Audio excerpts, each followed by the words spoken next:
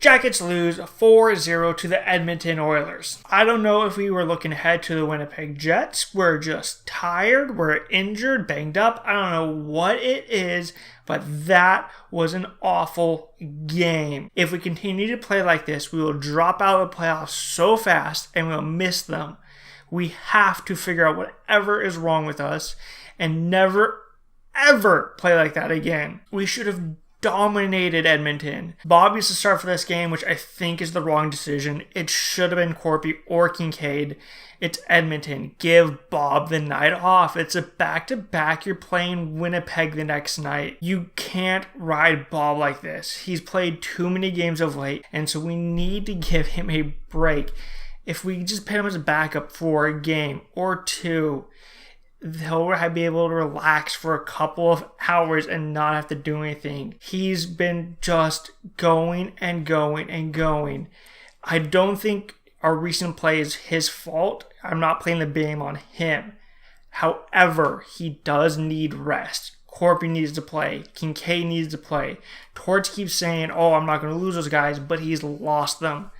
He has no idea they're there anymore, and he's just going Bob, Bob, Bob, Bob, Bob, Bob, Bob, and it's going to kill Bob, and it's going to kill us in the first round when he's tired because we rode him into the playoffs just to get in, and now he can't play like he's supposed to. We need to give him breaks. And when we did pull Bob from this game, it hit Corpy in this one. Corpy looked good. He made some saves on McDavid and Draisaitl. He didn't give up a goal in 20 minutes.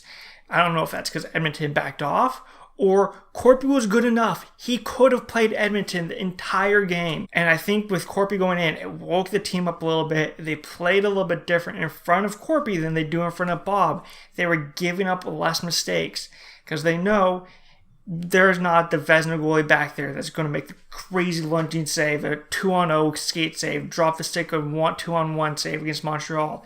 That goalie's not in the net. It's Corpy. He's a very good goalie. He's not Bob. And so they make less mistakes in front of him. They make the safer play. They don't jump at stupid times.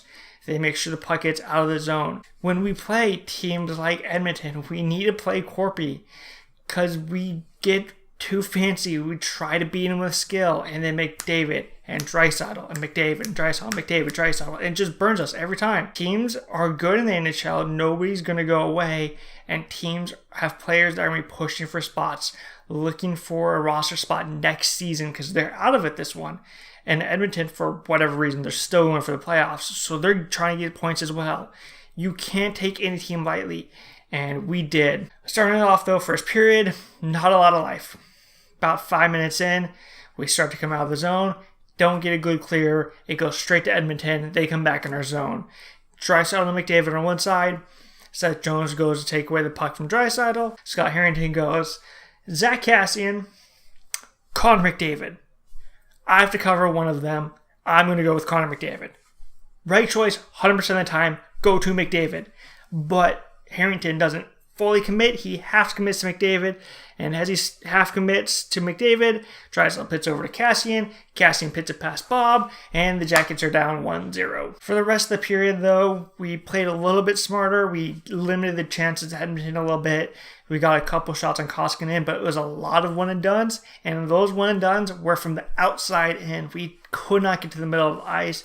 Koskinen had an easy time, but we end the first period down a goal. We come out for the second period, and within the first 5 minutes, this shift happens where Edmonton is in our zone, and it's Atkinson, Panarin, and PLD, and it's just Edmonton cycling the puck. They're making changes, and now McDavid's on the ice, and Draisaitl, and they're just moving the puck around, and we could not get the puck away from them. We spent 2 minutes in our zone killing the play. They were doing whatever they wanted. Like when we played Ottawa, where it looked like a scrimmage, we were clearly the better team. For that 2 minutes, Edmonton was the best team ever. They were the better team on the night, but they were Tampa in those 2 minutes. We couldn't do anything. The puck works its way up top. McDavid gets it. He goes down below the net. Everybody goes, ooh, McDavid has the puck. And we all focus on him and forget about Leon Draisaitl. You know, the guy with 39 goals on the year, sitting in the top slot. McDavid goes around the net. He gets the puck to Draisaitl. Draisaitl pits on net. Curry standing on the side of the net. He pits it past Bob. 2-0 Edmonton. That was not a good shift. We need to be better in our zone. We need to get the puck out. Just ice it at that point. But we couldn't even touch the puck for 2 minutes. After that shift, we were a little bit better. We didn't spend as much time in our zone. We were able to go up and down a little bit with Edmonton, but when Edmonton has McDavid and you have a lot of one-and-done shots that are getting blocked or shot wide or are just hitting the goalie right in the chest and he's getting with the rebound, but nobody's there to pick up the rebound, problem. About 3 minutes after Edmonton's second goal, we have a little bit of zone pressure, but Edmonton gets it just above the blue line, so we have to back up. And McQuaid goes to make a pass, and he telegraphs it so much. I don't know why he made this pass. He just stared at Robinson and went, there you go. Not even paying attention that Draisaitl is right there. You know, when they talk about Edmonton, it's McDavid, Draisaitl. You know, the second player on the team that's only good for them. Draisaitl picks it off. He enters the zone. McQuaid starts to go towards him a little bit. So Draisaitl goes, fine, I'll give it to McDavid. Gets it to McDavid. And so now McQuaid has to go to McDavid a little bit. McDavid pits it back to Draisaitl. Draisaitl pits it past Bob.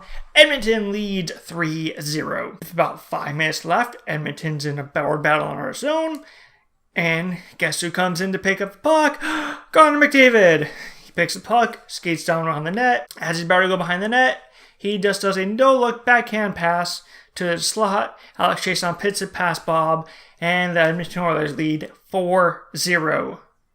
A team we should be dominated us through the first 40 minutes. And it was simple mistakes. And at the end of 2, we are down 4-0. Clearly, this is not our game. We are not going to win this game. So Torts decides to start the third period with Corpy instead of Bob.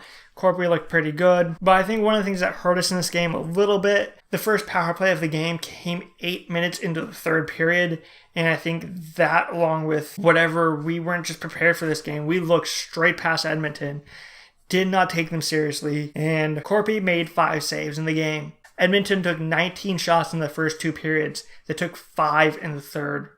Clearly, we played better in front of Corpy.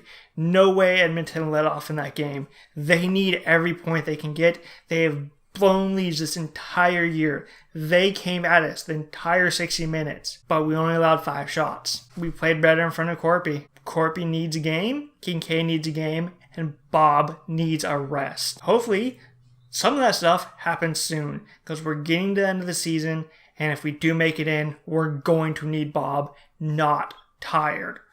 So until next time, when we play the Winnipeg Jets, click like and subscribe, all that fun stuff. And until then, I'll see you later.